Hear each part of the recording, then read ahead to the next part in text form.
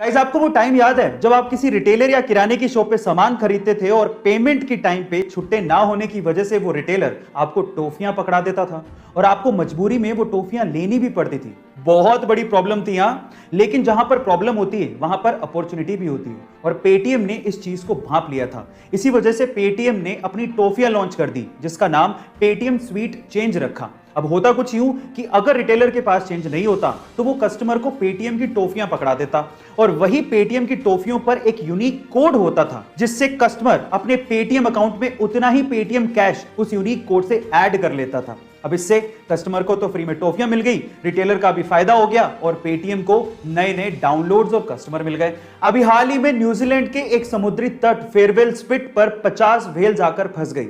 वो तो किस्मत थी कि वहां पर व्हेल्स को बचाने के लिए बहुत से वॉलंटियर्स आ गए।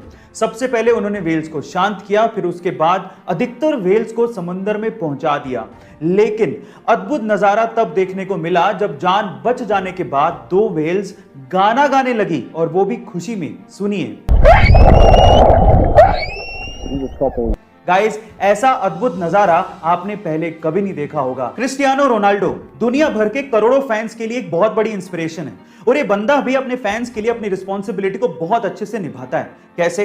हाल ही में यूरो 2020 मैच से पहले प्रेस कॉन्फ्रेंस में जैसे क्रिस्टियानो रोनाल्डो पहुंचे, उन्होंने नोटिस किया कि माइक के पास दो सॉफ्ट ड्रिंक की बोतल्स रखी हुई हैं। तो उन्होंने तुरंत उन सॉफ्ट ड्रिंक की बोतल्स को हटाया और कैमरे के सामने पानी की बोतल को पकड़ के ये कहा, ड्रिंक वाटर। हालांकि वो सॉफ्ट ड्रिंक का ब्रांड पूरे टूर्नामेंट का ऑफिशियल स्पॉन्सर था, लेकिन इस बात की परवाह रोनाल्डो ने नहीं की और सही संदेश अपने फैंस को दिया। और ऐसा करके रोनाल्डो ने अपने फैंस में अपना विश्वास और मजबूत किया। ये बात है 1998 की, जब पंकज त्रिपाठी थिएटर के साथ साथ एक होटल में काम भी किया करते थे ताकि उनका खर्चा निकल सके। उसी होटल में सत्ता मूवी के सिलसिले में मनोज वाजपेयी जी एक दिन के लिए रुकने आए, लेकिन जब वो होटल से निकले तो वो अपनी चप्पल रूम में ही भूल गए।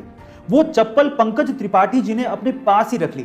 जब कुछ सालों बाद पंकज त्रिपाठी जी भी सफल हो गए और जब वो मनोज वाजपेयी जी से मिले तो उन्होंने इस इंसिडेंट के बारे में मनोज वाजपेयी जी को बताया और कहा कि उनकी चप्पल उन्होंने रख ली थी। तब मनोज जी ने कहा कि तुमने क्यों रख ली थी? तो पंकज जी ने जो जवाब दिया वो आप लोगों को सुनना चाहिए। पंकज जी ने कहा कि वो मेरे लिए राम की पादुकाएं थी। इतना ज्यादा रिस्पेक्ट वो मनोज वाजपेयी जी को करते हैं। गाइस, आपको एक्टिंग के ये लिविंग लेजेंड्स के बारे में जान के कैसा लगा चैट सेक्शन में जरूर लिखिएगा और ऐसे अमेजिंग वीडियोस के लिए शेयर, सब्सक्राइब एंड लाइक। मिलते हैं अगली वीडियो में।